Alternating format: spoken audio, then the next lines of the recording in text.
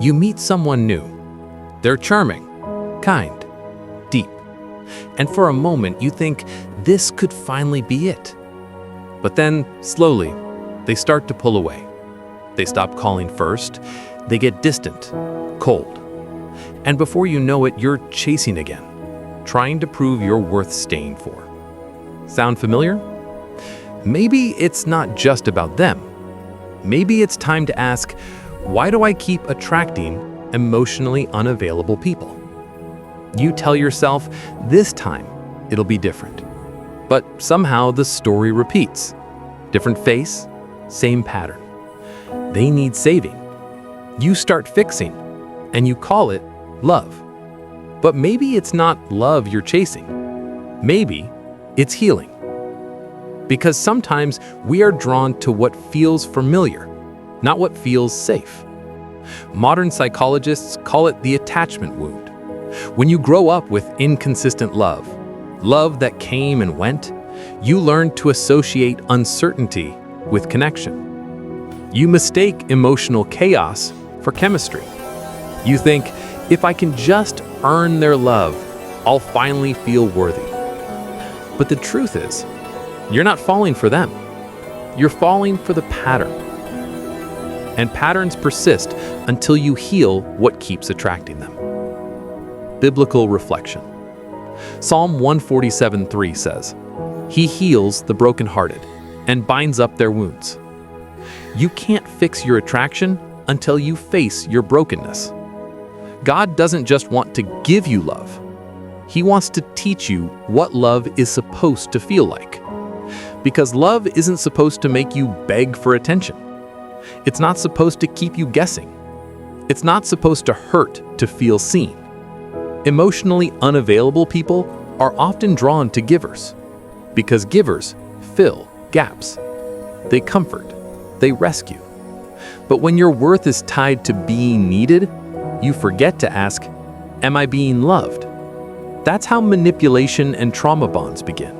You confuse effort with attachment, and hope with healing. But love without vulnerability isn't love. It's performance. Ephesians 4:15 says, "Speak the truth in love, growing in every way more and more like Christ." True love doesn't hide. It doesn't run when things get hard. It faces. It doesn't flee. If they can't communicate, if they shut down when you open up, that's not just how they are. That's emotional avoidance. And your spirit deserves connection, not confusion. So why do you keep attracting them? Because part of you still believes you can earn love. Because part of you fears peace feels boring. Because part of you still hasn't learned that real love doesn't require you to prove your worth. The Bible says in Romans 5:8, "While we were still sinners, Christ died for us." That's what real love looks like. Chosen before you perform. Loved before you prove. So maybe this season isn't about chasing love.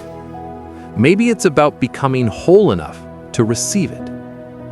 Ask yourself, why am I comfortable with half love? Why do I accept people who can't meet me emotionally? What part of me still thinks that's all I deserve? Healing isn't about finding the right person. It's about becoming healed enough to stop choosing the wrong ones. And here's the beautiful part. When you finally heal, your taste changes. What once thrilled you now drains you. What once hurt you no longer tempts you. Because healed hearts no longer crave chaos. They crave consistency. You stop chasing what's unavailable because you've learned to become emotionally available to yourself, to your peace, your boundaries, your worth. If you're watching this, maybe God is showing you that this isn't rejection. It's redirection. He's not denying you love. He's teaching you how to stop mistaking wounds for warmth. Because the right person won't need fixing to stay. They'll meet you, not half-heartedly, but wholeheartedly. And when that love arrives, you'll finally understand why God said no to every love that wasn't ready. This is Relationship and Marriage 24/7, where modern hearts meet biblical wisdom. If this message spoke to you, share it with someone who keeps giving love to those who can't return it. Because sometimes, healing starts with realizing you were never the problem.